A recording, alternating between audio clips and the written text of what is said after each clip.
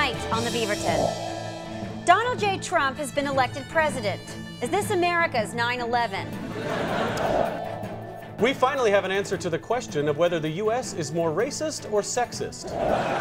With Trump's victory, Hillary Clinton now makes an important decision: which prison gang to join.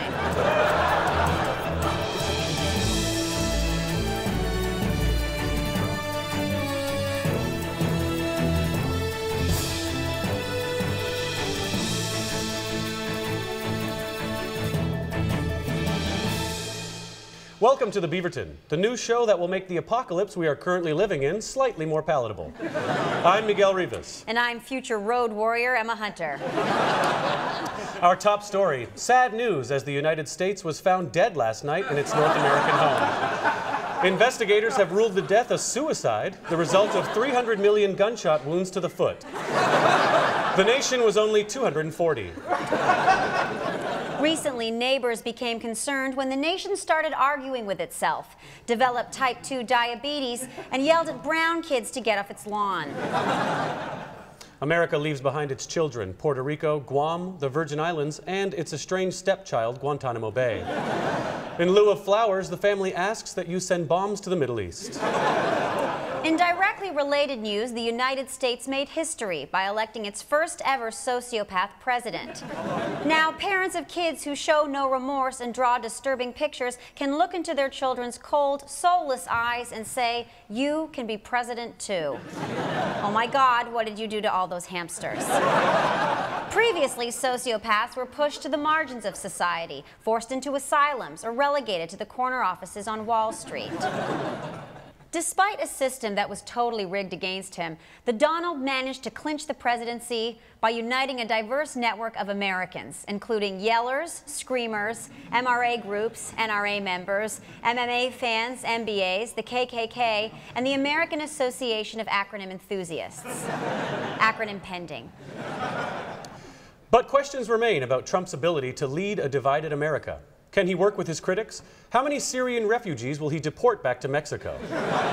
Are journalists to be imprisoned or simply shot? His campaign had more references to genitalia than policy details, so it's difficult to say what will happen once the new president moves into the Trump White House and casino. With only 2 months left in his presidency, Barack Obama must now turn to the busy work of Trump-proofing the White House. Obama has already dismantled the drone strike program, gave several $1 billion in cash to Planned Parenthood, and put foam protectors on the sharp tips of America's nuclear warheads. Additionally, he's placed safety plugs in all of the White House electrical outlets to protect Trump's tiny fingers. A baby gate on the stairs to the Situation Room, and installed safety latches on all female staffers' pussies. Once his presidential duties are complete, Obama intends to leave Washington and move back to his home state, Kenya.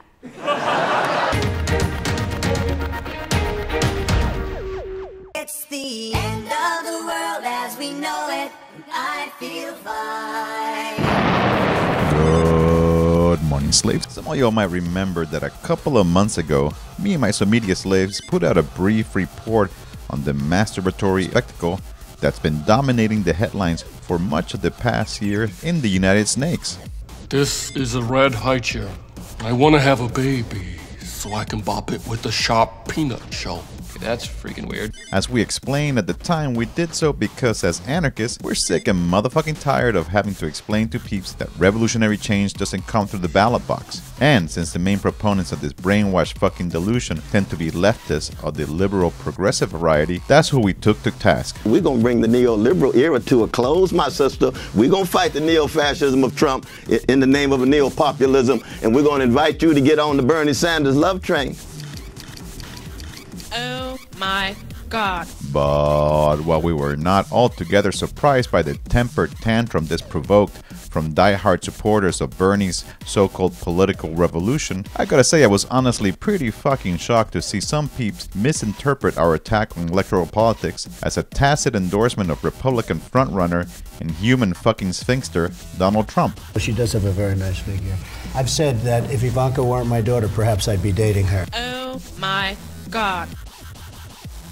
So, although I'm amazed I even have to say it, just so there's no misunderstanding. Fuck Donald Trump.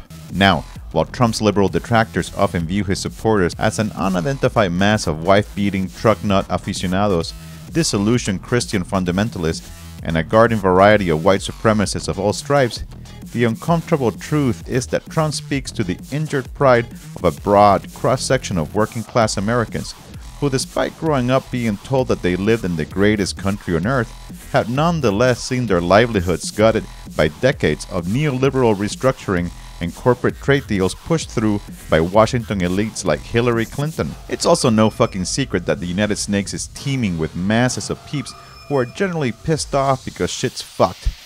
I don't want lunch. I want breakfast. Yeah, well, hey, I'm really sorry. Yeah.